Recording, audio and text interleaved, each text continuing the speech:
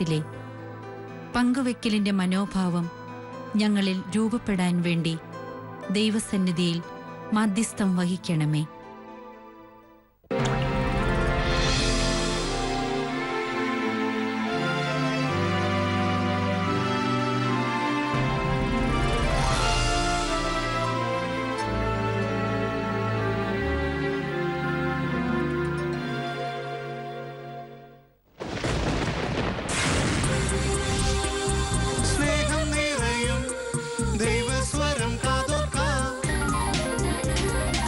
ആശ്വാസം നേടാം, ഹൃത്തിനുള്ളിൽ ജീവൻ നൽകും വചനം, തിരുവചനം.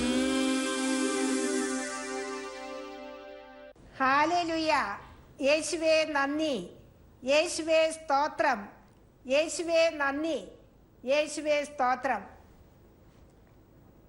ആകാശത്തിൻ്റെയും ഭൂമിയുടെയും സമുദ്രത്തിൻ്റെയും അവയിൽ വസിക്കുന്ന സമസ്ത വസ്തുക്കളുടെയും സൃഷ്ടാവും പരിപാലകനുമായി ദൈവമായ കർത്താവേ, തിരുവചനം ശ്രവിക്കാനായി കടന്നു വന്നിരിക്കുന്ന ഓരോ മക്കളെയും അവിടുന്ന് അനുഗ്രഹിക്കണമേ. ഈശോയെ, അവിടുന്ന് ഓരോ കുടുംബങ്ങളിലും രാജാവായി വാഴണമേ. അങ്ങേക്ക് ഇഷ്ടമില്ലാത്ത ഒന്നും ഞങ്ങളുടെ കുടുംബങ്ങൾ ഉണ്ടാകുവാൻ കർത്താവെ അവിടുന്ന് അനുവദിക്കരുതേ.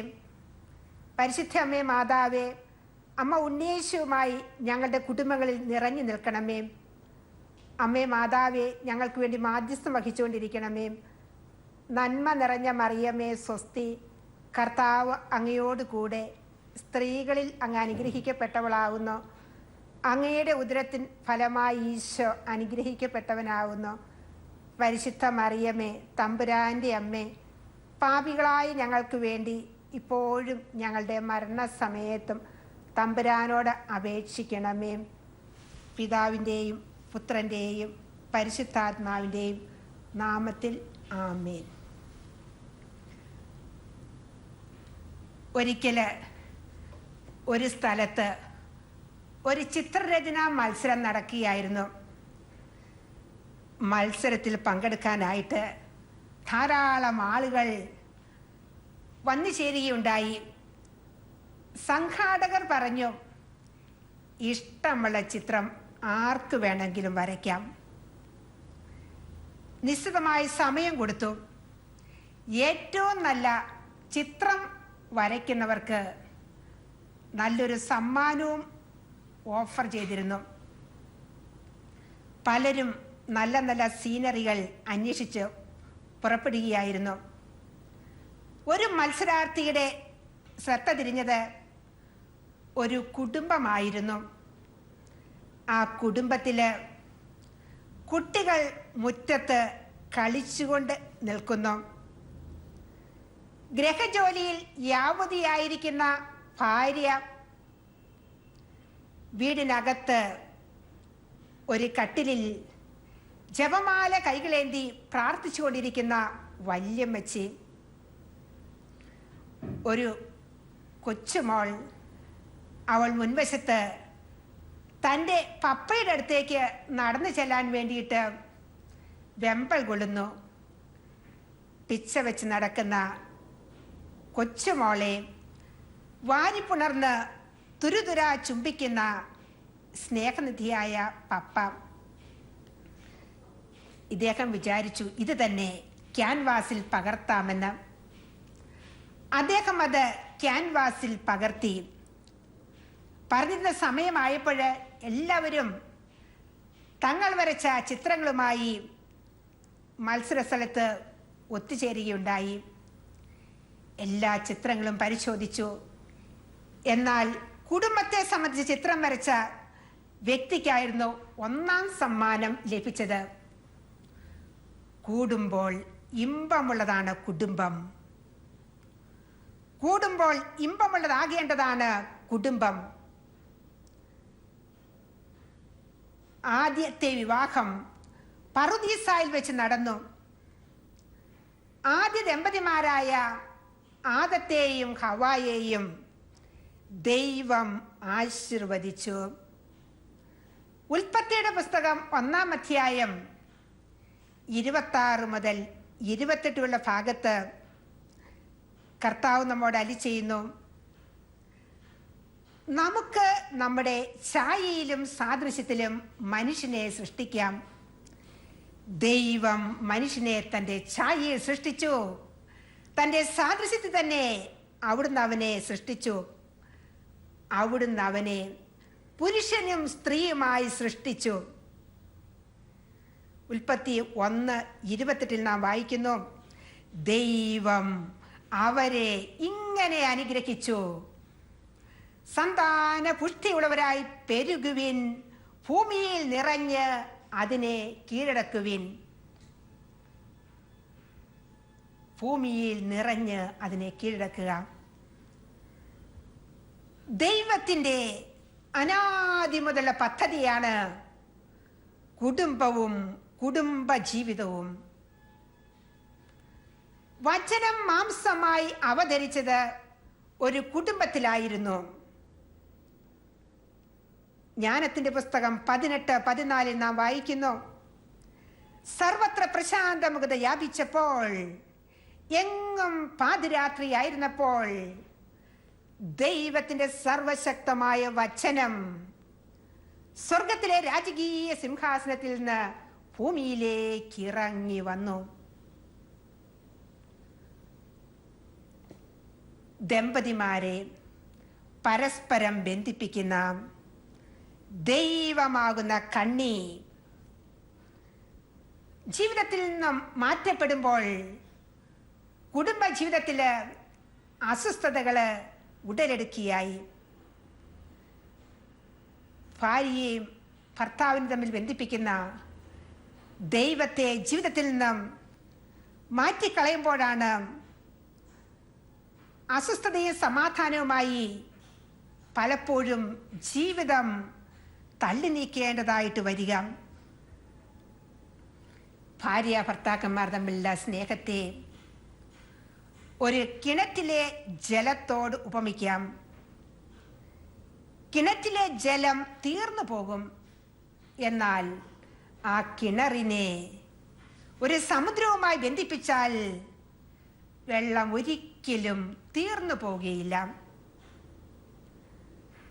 ഭാര്യ ഭർത്താക്കന്മാർ തമ്മിലുള്ള സ്നേഹത്തെ ദൈവ സ്നേഹവുമായി ബന്ധിപ്പിച്ചാൽ ആ സ്നേഹം ഒരിക്കലും തീർന്നു പോകുകയില്ല. ആ കുടുംബത്തിൽ സമാധാനം എന്നും നിലനിൽക്കും. ദൈവമായ കർത്താവിൻ്റെ കൽപ്പനയാണ് ദൈവത്തിന് ജീവിതത്തിൽ സ്ഥാനം കൊടുക്കണമെന്നുള്ളത്. ദൈവത്തിന് ജീവിതത്തിൽ സ്ഥാനം കൊടുക്കുമ്പോൾ ആ ജീവിതങ്ങൾ അനുഗ്രഹീതമായി തീരുന്നു, എന്നും ഫലപുഷ്ടിയുള്ളതായി തീരുന്നു. ഒരിക്കലൊരു ഭർത്താവ് പറയുണ്ടായി, ഞാൻ 10,000 രൂപയോ 50,000 രൂപയോ തരാം, എനിക്കല്പം സ്നേഹം തരാമോ എന്ന്. സെന്റ് അഗസ്റ്റിൻ പറയുന്നു, ദൈവമേ, എന്നെ നിനക്കായി സൃഷ്ടിച്ചു, നിന്നിൽ വിലയം പ്രാപിക്കുവോളം എൻ്റെ ആത്മാവ് അസ്വസ്ഥമായിരിക്കുന്നു. ദൈവസ്നേഹത്തിലേക്ക് കടന്നു വന്നാൽ മാത്രമേ മനുഷ്യ ഹൃദയം സ്വസ്ഥമാവുകയുള്ളൂ. നിന്റെ കർത്താവായി ദൈവം ഞാനാകുന്നു, ഞാനല്ലാതെ മറ്റൊരു ദൈവം നിനക്കുണ്ടാകരുത് എന്നത് ദൈവത്തിൻ്റെ ഒന്നാമത്തെ കൽപ്പനയാണ്. നിന്റെ കർത്താവായി ദൈവം ഞാനാകുന്നു, ഞാനല്ലാതെ മറ്റൊരു ദൈവം നിനക്ക് ഉണ്ടാകരുത്. നിയമാവർത്തന പുസ്തകം 6-ാം അധ്യായം 4 മുതൽ 9 വരെയുള്ള ഭാഗത്ത് ഇപ്രകാരം കർത്താവ് നമ്മോട് സംസാരിക്കുന്നു. ഇസ്രായേലേ കേൾക്കുക, നമ്മുടെ ദൈവമായ കർത്താവാണ് ഏക കർത്താവ്. നീ നിന്റെ ദൈവമായ കർത്താവിനെ പൂർണ്ണ ഹൃദയത്തോടും പൂർണ്ണ ആത്മാവോടും സർവശക്തിയോടും കൂടെ സ്നേഹിക്കണം.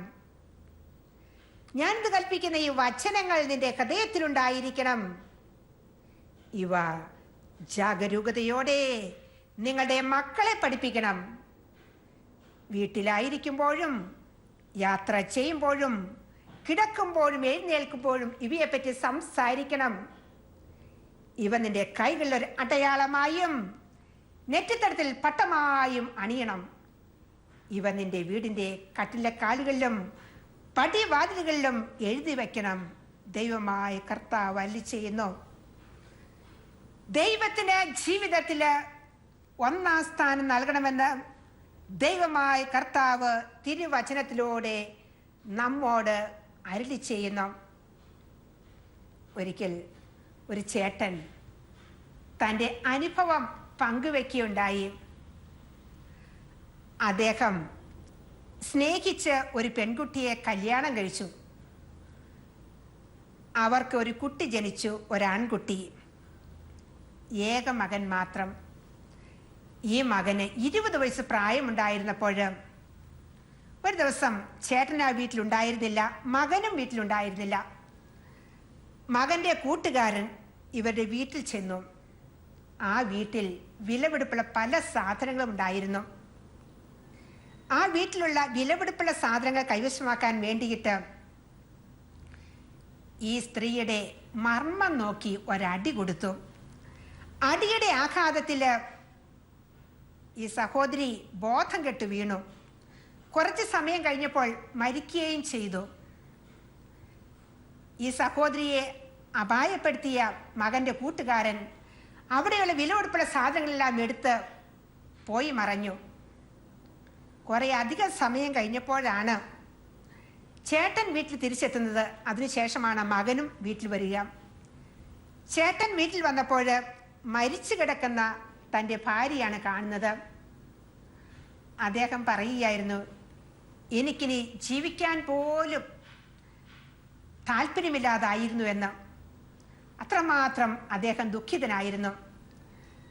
എങ്ങനെയെങ്കിലും മരിച്ചാൽ മതി എന്നായിരുന്നു അദ്ദേഹത്തിൻ്റെ ചിന്താഗതി. ജീവിതത്തിൽ നിരാശനായിത്തീർന്ന അദ്ദേഹത്തിൻ്റെ ഒരു സ്നേഹിതൻ ഇടപെട്ട് ധ്യാനിക്കാനായി ഒരു സ്ഥലത്ത് കൊണ്ടുപോവുകയായിരുന്നു. ധ്യാനത്തിൽ കേട്ട ഒരു വചനം അദ്ദേഹത്തെ സ്പർശിച്ചു. എസെക്കിയേൽ പ്രവാചകന്റെ പുസ്തകം 24-ാം അധ്യായം 16-ാം തിരുവചനമാണ് അദ്ദേഹത്തെ സ്പർശിച്ചത്. മനുഷ്യപുത്ര, നിന്റെ കണ്ണുകളുടെ ആനന്ദ ഭാജനത്തെ ഞാൻ ഒറ്റയടിക്ക് നിന്നിൽ നിന്ന് നീക്കം ചെയ്യാൻ പോകുന്നു. നീ കരയോ പലപിക്കുകയോ ചെയ്യരുത്. നിന്റെ കണ്ണിൽ നിന്ന് കണ്ണീർ പ്രവാഹം ഉണ്ടാവുകയും അരുത്. നെടൂർപ്പെടാം, എന്നാൽ ഉച്ചത്തിലാകരുത്. എസെക്കിയേൽ പ്രവാചകന്റെ പുസ്തകം 24-ാം അധ്യായം 16-ാം തിരുവചനം. മനുഷ്യപുത്ര, നിന്റെ കണ്ണുകളുടെ ആനന്ദ ഭാജനത്തെ ഒറ്റയടിക്ക് ഞാൻ നിന്നിൽ നീക്കം ചെയ്യാൻ പോകുന്നു. നീ കരയോ പലപിക്കുകയോ ചെയ്യരുത്. നിന്റെ കണ്ണിൽ നിന്ന് കണ്ണീർ പ്രവാഹം ഉണ്ടാവുകയും അരുത്. ഹല്ലേലൂയ. യേശുവേ നന്ദി, യേശുവേ സ്തോത്രം. ഈ വചനം അദ്ദേഹത്തെ സ്പർശിച്ചു. അദ്ദേഹം ജീവിതത്തിൽ ഒന്നാം സ്ഥാനം നൽകിയിരുന്നത് തൻ്റെ ഭാര്യയ്ക്കായിരുന്നു. പിന്നീട് അദ്ദേഹം ഒരു പുതിയ മനുഷ്യനായി മാറുകയായിരുന്നു. ഈ സംഭവത്തെക്കുറിച്ച് ഒരിക്കൽ ഒരു ധ്യാന സെന്ററിൽ ധ്യാനിപ്പിക്കുമ്പോൾ ഞാൻ പറയുകയുണ്ടായി. ധ്യാനം കഴിഞ്ഞപ്പോൾ ഒരു സഹോദരി എൻ്റെ പിന്നാലെ വന്നു. ആ സഹോദരി എന്നോട് പറഞ്ഞു, സിസ്റ്റർ, എനിക്കിപ്പോൾ 30 വയസ്സ് പ്രായമാണുള്ളത്. എനിക്ക് 3 പെൺകുഞ്ഞുങ്ങളുണ്ട്. 4 മാസങ്ങൾക്ക് മുമ്പ് എൻ്റെ ഹസ്ബൻഡ് ഒരു ആക്സിഡൻറ്റിൽ മരിച്ചുപോയി. സിസ്റ്റർ, ചേട്ടൻ്റെ അനുഭവം പറഞ്ഞപ്പോൾ ഞാൻ എൻ്റെ കാര്യം ഓർത്തു എന്ന് സഹോദരി എന്നോട് പറയുകയുണ്ടായി. അവൾ എന്നോട് പറഞ്ഞു, ഞാൻ ജീവിതത്തിൽ ഒന്നാം സ്ഥാനം നൽകിയിരുന്നത് എൻ്റെ ഭർത്താവിനായിരുന്നു. എന്നാൽ ഇപ്പോൾ ഞാൻ മനസ്സിലാക്കിയാണ്, എൻ്റെ ഭർത്താവിനായിരുന്നില്ല ഞാൻ ഒന്നാം സ്ഥാനം കൊടുക്കേണ്ടിയിരുന്നത്, പിന്നെയോ എൻ്റെ ദൈവത്തിനായിരുന്നുവെന്ന്. വീണ്ടും ഒരു കാര്യം കൂടി ആ മകൾ എന്നോട് പറഞ്ഞു, സിസ്റ്റർ, ഇനി എവിടെയെങ്കിലും പോയി ധ്യാനത്തിൽ ചേട്ടൻ്റെ കാര്യം പറഞ്ഞാൽ എൻ്റെ കാര്യം കൂടി പറയാൻ മറക്കരുത് കേട്ടോ എന്ന്. Hallelujah, hallelujah. യേശുവേ നന്ദി, യേശുവേ സ്തോത്രം. മറ്റൊരു കുടുംബത്തിലെ അനുഭവം ഞാൻ ഓർക്കുകയാണ്. ഏക മകൻ മാത്രം. ഈ മകൻ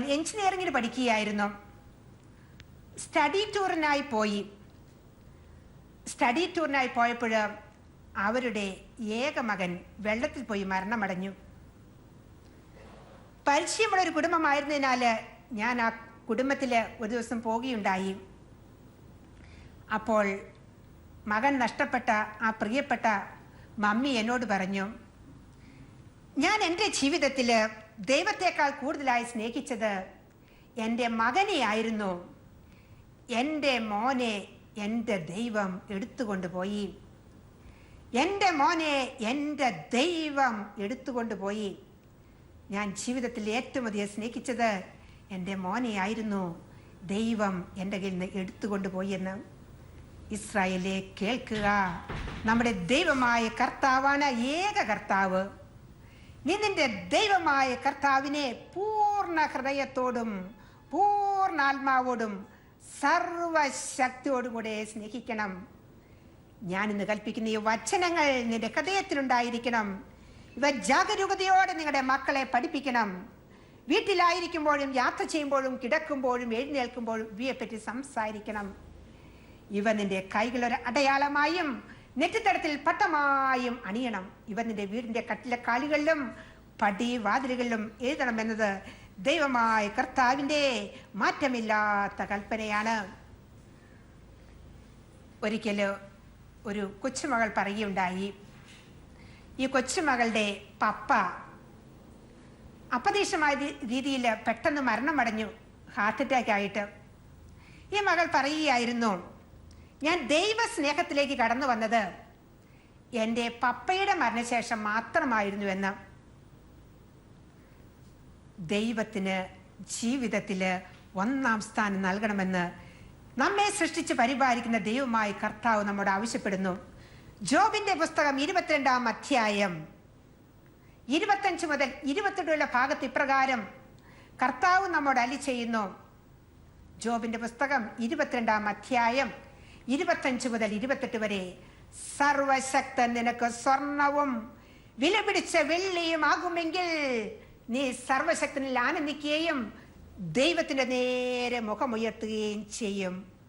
നീ അവിടുത്തോട് പ്രാർത്ഥിക്കുകയും അവിടുന്ന് അത് ശ്രവിക്കുകയും ചെയ്യും. നിന്റെ നേർച്ചകൾ നീ നിറവേറ്റും. നീ തീരുമാനിക്കുന്ന കാര്യം നിനക്ക് സാധിച്ചു കിട്ടും. നിന്റെ പാതകൾ പ്രകാശിതമായി തീരും. സർവശക്തൻ നിനക്ക് സ്വർണവും വിലപിടിച്ച വെള്ളിയുമാകുമെങ്കിൽ നീ സർവശക്തനിൽ ആനന്ദിക്കുകയും ദൈവത്തിന്റെ നേരെ മുഖമുയർത്തുകയും ചെയ്യും. നീ അവിടുത്തോട് പ്രാർത്ഥിക്കുകയും അവിടുന്ന് ശ്രവിക്കുകയും ചെയ്യും. നിന്റെ നേർച്ചകൾ നീ നിറവേറ്റും. നീ തീരുമാനിക്കുന്ന കാര്യം നിനക്ക് സാധിച്ചു കിട്ടും. നിന്റെ പാതകൾ പ്രകാശിതമായി തീരും. എന്തുകൊണ്ട് നമ്മുടെ പാതകൾ പ്രകാശിതമാകാത്തതായി നമുക്ക് അനുഭവപ്പെടുന്നു? സർവശക്തൻ നമുക്ക് സ്വർണവും വിലപിടിച്ച വെള്ളിയുമായി തീർന്നിട്ടുണ്ടോ എന്ന് നാം പരിശോധിക്കേണ്ടിയിരിക്കുന്നു. ദൈവത്തിന് ജീവിതത്തിൽ നാം ഒന്നാം സ്ഥാനം കൊടുക്കേണ്ടിയിരിക്കുന്നു. രാജാക്കന്മാരുടെ 1-ാം പുസ്തകം 18-ാം അധ്യായം 21-ാം തിരുവചനത്തിലൂടെ ദൈവമായ കർത്താവ് നമ്മോട് ചോദിക്കുന്നു, നിങ്ങൾ എത്ര നാൾ 2 വഞ്ചിയിൽ കാലുകുത്തും? ഒന്നുകിൽ ഇസ്രായേലിന്റെ പരിശുദ്ധന്റെ പക്കലേക്ക് പിന്തിരിയുക, അല്ലെങ്കിൽ ബാൽ ദേവന്റെ പിറകെ പോകുക.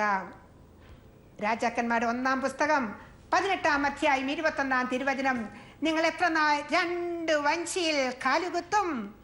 ഒന്നുകിൽ ഇസ്രായേലിന്റെ പരിശുദ്ധന്റെ പക്കലേക്ക് പിന്തിരിയുക, അല്ലെങ്കിൽ ബാൽ ദേവന്റെ പിറകെ പോകുക. നാം ചിന്തിക്കും, നമ്മൾ ബാൽ ദേവന്മാരെ ഒന്നും ഉണ്ടാക്കി ആരാധിക്കുന്നില്ല എന്ന്. പക്ഷേ ദൈവത്തേക്കാൾ കൂടുതലായി ഏതെങ്കിലും വ്യക്തികൾക്കോ സ്വത്തിനോ സ്ഥാനമാനത്തിനോ സുഖഭോഗങ്ങൾക്കോ 1-ാം സ്ഥാനം നൽകുന്നുണ്ടെങ്കിൽ ബാൽ ദേവന്റെ പിറകെ പോകുന്നതിന് തുല്യമാണ്. ദൈവത്തെ ജീവിതത്തിന്റെ സർവസ്വമായി സ്വീകരിക്കാൻ കഴിഞ്ഞില്ലെങ്കിൽ നമ്മുടെ ജീവിതത്തിൽ എന്നും അസ്വസ്ഥതകളായിരിക്കും. ഒരിക്കൽ ഒരു നിയമജ്ഞൻ യേശുവിന്റെ അടുത്ത് വന്ന് ചോദിച്ചു, നിയമത്തിലെ ഏറ്റവും പ്രധാനപ്പെട്ട കൽപ്പന ഏതാണ്? അപ്പോൾ യേശു പറഞ്ഞു, നീ നിന്റെ ദൈവമായ കർത്താവിനെ പൂർണ്ണ ഹൃദയത്തോടും പൂർണ്ണ ആത്മാവോടും സർവശക്തിയോടും കൂടെ സ്നേഹിക്കണം. ഇതാണ് ഒന്നാമത്തെ കൽപ്പന. നിന്നെ പോലെ നിന്റെ അയൽക്കാരനെ സ്നേഹിക്കണം. ഇതാണ് രണ്ടാമത്തെ കൽപ്പന. വിശുദ്ധ മർക്കോസിൽ സുവിശേഷം 12-ാം അധ്യായം 30-31 തിരുവചനത്തിൽ നാം അത് വായിക്കുന്നുണ്ട്. യേശുവേ നന്ദി, യേശുവേ സ്തോത്രം. നിന്നെ പോലെ നിന്റെ അയൽക്കാരനെ സ്നേഹിക്കുക എന്ന വിശുദ്ധ ലിഖിതത്തിലെ രാജകീയ നിയമം നിങ്ങൾ യഥാർത്ഥത്തിൽ അനുസരിക്കുന്നെങ്കിൽ ഉത്തമമായി പ്രവർത്തിക്കുന്നുവെന്ന് യാക്കോബ് ശ്രീയുടെ ലേഖനം 2-ാം അധ്യായം 8-ാം തിരുവചനത്തിലൂടെ കർത്താവ് നമ്മോട് അരുളിച്ചെയ്യുന്നു. നിന്നെ പോലെ നിന്റെ അയൽക്കാരനെ സ്നേഹിക്കുക എന്ന വിശുദ്ധ ലിഖിതത്തിലെ രാജകീയ നിയമം അത് നാം അനുവർത്തിക്കണമെന്ന് ദൈവമായി കർത്താവ് നമ്മോട് അരുളിച്ചെയ്യുന്നു. പ്രഭാഷകന്റെ പുസ്തകം 25-ാം അധ്യായം 1-ാം തിരുവചനത്തിൽ ഇപ്രകാരം കർത്താവ് നമ്മോട് സംസാരിക്കുന്നു. എൻ്റെ ഹൃദയം 3 കാര്യങ്ങളിൽ ആനന്ദം കൊള്ളുന്നു. അവ ദൈവത്തിൻ്റെയും മനുഷ്യരുടെയും ദൃഷ്ടിയിൽ മനോഹരമാണ്. സഹോദരന്മാർ തമ്മിലുള്ള യോജിപ്പ്, അയൽക്കാർ തമ്മിലുള്ള സൗഹൃദം, ഭാര്യ ഭർത്താക്കന്മാർക്ക് പരസ്പരമുള്ള ലയം. സഹോദരന്മാർ തമ്മിലുള്ള യോജിപ്പ്, അയൽക്കാർ തമ്മിലുള്ള സൗഹൃദം, ഭാര്യ ഭർത്താക്കന്മാർക്ക് പരസ്പരമുള്ള ലയം. ഈ 3 കാര്യങ്ങളിൽ എൻ്റെ ഹൃദയം ആനന്ദം കൊള്ളുന്നു എന്ന് പ്രഭാഷകന്റെ പുസ്തകം 25-ാം അധ്യായം 1-ാം തിരുവചനത്തിലൂടെ കർത്താവ് നമ്മോട് അരുളിച്ചെയ്യുന്നു. മലാക്കി പ്രവാചകന്റെ പുസ്തകം 3-ാം അധ്യായം 8 മുതൽ 10 വരെയുള്ള തിരുവചനത്തിൽ ഇപ്രകാരം കർത്താവ് നമ്മോട് അരുളിച്ചെയ്യുന്നു. മനുഷ്യൻ ദൈവത്തെ കൊള്ളയടിക്കുമോ? എന്നാൽ നിങ്ങൾ എന്നെ കൊള്ള ചെയ്യുന്നു. എങ്ങനെയാണ് ഞങ്ങൾ അങ്ങയെ കൊള്ള ചെയ്യുന്നതെന്ന് നിങ്ങൾ ചോദിച്ചേക്കാം. ദശാംശങ്ങളിലും കാഴ്ചകളിലും തന്നെ. ദശാംശം എൻ്റെ കലവറയിലേക്ക് കൊണ്ടുവരുവിൻ. എൻ്റെ ആലയത്തിൽ ഭക്ഷണമുണ്ടാകട്ടെ. ഞാൻ സ്വർഗ കവാടം തുറന്ന് നിങ്ങൾക്കായി അനുഗ്രഹം വർഷിക്കുകയില്ലേ എന്ന് നിങ്ങൾ പരീക്ഷിച്ചറിയുവിൻ. മനുഷ്യൻ ദൈവത്തെ കൊള്ളയടിക്കുമോ? എന്നാൽ നിങ്ങൾ എന്നെ കൊള്ള ചെയ്യുന്നു. എങ്ങനെയാണ് ഞങ്ങൾ അങ്ങയെ കൊള്ള ചെയ്യുന്നത് നിങ്ങൾ ചോദിച്ചേക്കാം. ദശാംശങ്ങളിലും കാഴ്ചകളിലും തന്നെ. ദശാംശം എൻ്റെ കലവറയിലേക്ക് കൊണ്ടുവരുവിൻ. എൻ്റെ ആലയത്തിൽ ഭക്ഷണമുണ്ടാകട്ടെ. ഞാൻ സ്വർഗ കവാടം തുറന്ന് നിങ്ങൾക്കായി അനുഗ്രഹം വർഷിക്കുകയില്ലേ എന്ന് നിങ്ങൾ പരീക്ഷിച്ചറിയുവിൻ. ഒരിക്കൽ വിദേശത്ത് ജോലി ഉണ്ടായിരുന്ന ഒരു കുടുംബക്കാര് അവർ നാട്ടിൽ വന്നപ്പോൾ കാറിൽ യാത്ര ചെയ്യുകയായിരുന്നു. അവർ പോകുന്ന വഴിയിൽ എതിരെ വന്ന ഒരു വാഹനവുമായിട്ട് ചീറിപ്പാഞ്ഞു വന്ന വാഹനത്തെ അതിജീവിക്കാൻ വേണ്ടി കാർ വെട്ടിച്ചപ്പോൾ കാറ് തലകീഴായിട്ട് മറിഞ്ഞു. ചക്രനാല് മുകളിൽ. പക്ഷേ കാറിന് അകത്തിരുന്ന അവർക്കാർക്കും ഒരു പോറല് പോലും സംഭവിച്ചില്ല. അവർ പറയുകയായിരുന്നു, ദശാംശം കൊടുക്കുന്നത് കൊണ്ട് കർത്താവ് ഞങ്ങളെ രക്ഷിച്ചു. മനുഷ്യന്റെ ദാനധർമ്മത്തെ മുദ്രമോദ്രം എന്നതുപോലെ കർത്താവ് വിലമതിക്കുന്നു. അവന്റെ കാരുണ്യത്തെ കണ്ണിലെ കൃഷ്ണമണി പോലെ അവിടുന്ന് കരുതുന്നുവെന്ന് പ്രഭാഷകന്റെ പുസ്തകം 17-ാം അധ്യായം 22-ാം തിരുവചനത്തിലൂടെ ദൈവമായി കർത്താവ് നമ്മോട് സംസാരിക്കുന്നു. ദരിദ്രനോട് ദയ കാണിക്കുന്നവൻ കർത്താവിനാണ് കടം കൊടുക്കുന്നത്.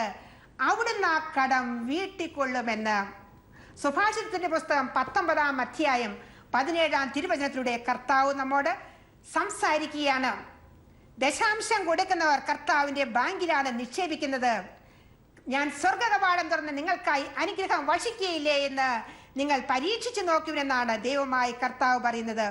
300 രൂപയ്ക്ക് കൂലിപ്പണി ചെയ്യുന്ന ഒരു സഹോദരി പറയുകയുണ്ടായി, ഞാൻ 30 രൂപ കണക്കാക്കി ഞാൻ ദശാംശം കൊടുക്കുന്നു. അതുകൊണ്ട് എൻ്റെ മക്കൾക്ക് നല്ല ജോലി കിട്ടി. ഞങ്ങളുടെ കുടുംബത്തിൽ ഇന്ന് സ്വസ്ഥതയും സമാധാനവും എല്ലാം ഉണ്ട്. നാം അയൽക്കാരനെ സഹായിക്കാൻ തയ്യാറാകുമ്പോൾ ദൈവത്തിൻ്റെ വലിയ കൃപ കൊണ്ടാണ് ദൈവം നമ്മെ നിറയ്ക്കുന്നത്. ഒരു സ്ഥലത്ത് ഒരു ഇടവകയിൽ 2 കുടുംബക്കാർ, ഒരു മത്തായി ചേട്ടൻ്റെ കുടുംബവും ഒരു ജോൺ ചേട്ടൻ്റെ കുടുംബവും ഉണ്ടായിരുന്നു. ജോൺ ചേട്ടൻ വളരെ ധനികനായിരുന്നു. എന്നാൽ മത്തായി ചേട്ടൻ വളരെ കഷ്ടിച്ച് ജീവിച്ചിരുന്ന വ്യക്തിയായിരുന്നു. എന്നാൽ ഈ മത്തായി ചേട്ടൻ്റെ കുടുംബക്കാരെ സഹായിക്കാനായിട്ട് ഒരിക്കലും ഈ ജോൺ ചേട്ടൻ തയ്യാറായിരുന്നില്ല. മത്തായി ചേട്ടന്റെ മൂത്ത മകളുടെ കല്യാണമെല്ലാം തീരുമാനമായി. ഒത്തുകല്യാണത്തിന് ദിവസം ഒരു 6000 രൂപയുടെ കുറവുണ്ടായിരുന്നു. ജോൺ ചേട്ടനോട് 6000 രൂപ വായ്പ ചോദിച്ചു. അപ്പോൾ ജോൺ ചേട്ടൻ പറഞ്ഞു എൻ്റെ കയ്യിലില്ല എന്ന്. ഒത്തുകല്യാണത്തിന് ദിവസം രൂപ ഒപ്പിച്ചു കൊടുക്കാനില്ലായിരുന്നു. അതുകൊണ്ട് രൂപ കൊടുക്കാൻ പറ്റിയില്ല. ആ കല്യാണം മുടങ്ങിപ്പോയി. ഇദ്ദേഹത്തിൻ്റെ കല്യാണം മുടങ്ങിയ ഒരു വീട്ടുകാർ വളരെ വിഷമത്തിലായിരുന്നു. ജോൺ ചേട്ടൻ മരിച്ചു. സ്വർഗത്തിലേക്ക് കയറി ചെന്നപ്പോൾ ജോൺ ചേട്ടനോട് പത്രോസ്ലിയ പറഞ്ഞു, സ്വർഗരാജ്യത്തിന് താക്കോൽ കൈപ്പിടിച്ചിരിക്കുന്ന പത്രോസ്ലിയ പറഞ്ഞു തൻ്റെ ഫയലൊന്ന് പരിശോധിച്ച് നോക്കട്ടെ. ഫയൽ പരിശോധിച്ച് നോക്കിയപ്പോൾ വ്യഭിചാരം ചെയ്ത് 5 എന്ന് എഴുതി വെച്ചിരുന്നു. ഈ ജോൺ ചേട്ടൻ വിചാരിച്ചു എൻ്റെ പേരിൽ എങ്ങനെയാണ് ഈ 5 വ്യഭിചാരക്കുറ്റം വന്നതെന്ന്. പത്രോസ്ലിയ ഒന്നുകൂടി നോക്കിയിട്ട് പറഞ്ഞു, ഈ മത്തായി ചേട്ടൻ്റെ മോളുടെ കല്യാണം മുടങ്ങിപ്പോയപ്പോൾ ആ സ്ത്രീയുടെ കല്യാണം പിന്നീട് നടന്നിട്ടില്ല. അവളുടെ ജീവിതത്തിൽ 5 വ്യഭിചാരക്കുറ്റം ചെയ്തു. ആ 5 വ്യഭിചാരക്കുറ്റവും ജോൺ ചേട്ടന്റെ പേരിലാണ് എഴുതി വെച്ചിരിക്കുന്നത്. ചെയ്യേണ്ട നന്മ ഏതാണെന്ന് അറിഞ്ഞിട്ടും അത് ചെയ്യാതിരിക്കുന്നവൻ പാപം ചെയ്യുന്നു. ചെയ്യേണ്ട നന്മ ഏതാണെന്ന് അറിഞ്ഞിട്ടും അത് ചെയ്യാതിരിക്കുന്നവൻ പാപം ചെയ്യുന്നതാണ് യാക്കോബിൽ എഴുതിയ ലേഖനം 4:17 പറഞ്ഞിരിക്കുന്നത്. നമുക്ക് നമ്മുടെ സഹോദരങ്ങളെ സഹായിക്കാൻ തയ്യാറാകാം. തീർച്ചയായും ദൈവം വലിയ അനുഗ്രഹങ്ങൾ കൊണ്ട് നമ്മുടെ കുടുംബങ്ങളെ നിറയ്ക്കും. ദൈവമായ കർത്താവേ, അവിടുത്തെ മക്കളായി ഞങ്ങളെ ഓരോരുത്തരെയും അവിടുന്ന് അനുഗ്രഹിക്കണമേ. അങ്ങേക്ക് ജീവിതത്തിൽ 1-ാം സ്ഥാനം നൽകിക്കൊണ്ട് ഞങ്ങൾ ജീവിക്കുവാനും ഞങ്ങളുടെ സഹോദരങ്ങളെ ആത്മാർത്ഥമായി സ്നേഹിക്കുവാനും അവരെ സഹായിക്കുവാനും കർത്താവെ ഞങ്ങളെ അനുഗ്രഹിക്കണമേ. അവിടുത്തെ ആത്മാവിനെ ഞങ്ങളെ ബലപ്പെടുത്തണമേ. പരിശുദ്ധ അമ്മേ മാതാവേ, ഞങ്ങൾക്ക് വേണ്ടി പ്രാർത്ഥിക്കണമേ. പിതാവിൻ്റെയും പുത്രൻ്റെയും പരിശുദ്ധാത്മാവിൻ്റെയും നാമത്തിൽ ആമേൻ. ഈശോ മിശിഹായ്ക്ക് സ്തുതിയായിരിക്കട്ടെ.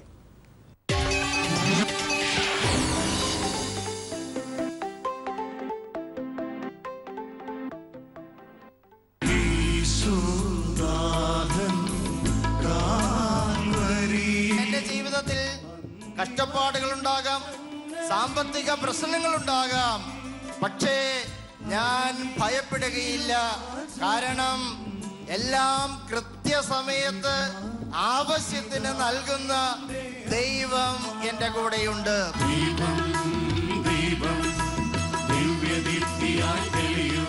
ഈ പുതിയ വർഷത്തിലേക്ക് നമ്മൾ പ്രവേശിക്കുമ്പോൾ നമ്മൾ എന്തിനെ കുറിച്ചാണ് ആകുലപ്പെട്ട് നടക്കുന്നത്?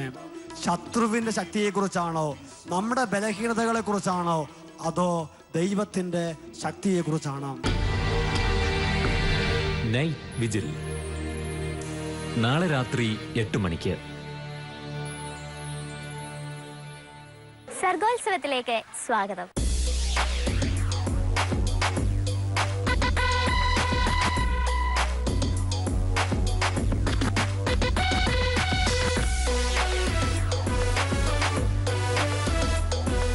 കൗമാര സ്വപ്നങ്ങളുടെയും വിശ്വാസദീപ്തിയുടെയും നേർക്കാഴ്ചകളായി കേരളത്തിലെ പ്രമുഖ വിദ്യാലയങ്ങളും ഷാലോം ടിവിയും ചേർന്നൊരുക്കുന്ന കലാവിരുന്ന് സർഗോത്സവം, ദ ടാലന്റ് ഫെസ്റ്റ്.